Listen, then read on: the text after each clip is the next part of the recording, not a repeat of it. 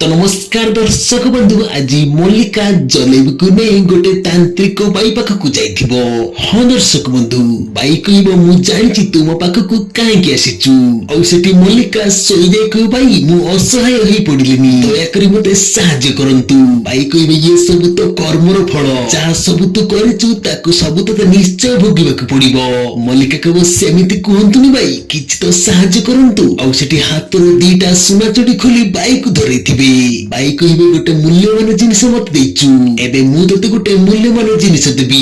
एहा परे अग्निकुंडरे गोटे मुद्दी बाहर करथिबे। बाई कहबे ए मुद्दी तते शत्रु संगरे लड़िबा पई शक्ति देबो आउ जेते दिन जाई ए तो पाखर थिबो तू केबे निजकु दुर्बल मने करिबुनी किंतु मने रख ए शक्ति बलरे तू काहाकु जीवनरु मारि परिबुनी। आउ सेपटे रोशनी पिला मानकु क्रिसमस पई रेडी करी तळकु नि आसीथिबे।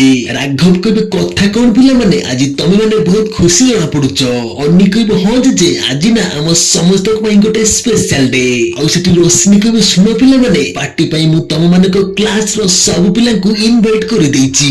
एहा पर अंश कहबे थैंक यू रोशनी आज सतरे तम पई पिला माने बहुत खुशी अछंती। रोशनी कहबे अरे यार पूर्ण थैंक यू मु कहिदिल ना पिला मानको खुशी रही ए घर रो खुशी अछि आउ जदी से माने खुशी अछंती ताले मु भी खुशी अछि। आउ सेठी सालेन को बापा ये सब मते किछि ठीक लागुनी। अरे रोशनी होची राजवीर रो स्त्री किंतु तम पुओ ताकू आद्य भाबी छडलानी। एहा पर सेठी मेघा जाई कहबे अंश रोशनी सहित तोर कोन चलिछि। अंश के मु किछि बुझी परलिनी मा। मेघा कहबे देख अंश रोशनी राजवीर रो स्त्री आउ सेमानक सहित ए घर रहिबा हमर असहायपण जे पर्यंत आमे तांकू गोटे गोटे टंका सुझी न देइछु से पर्यंत हमकु सेमानक सहित रहिबक पड़िबो।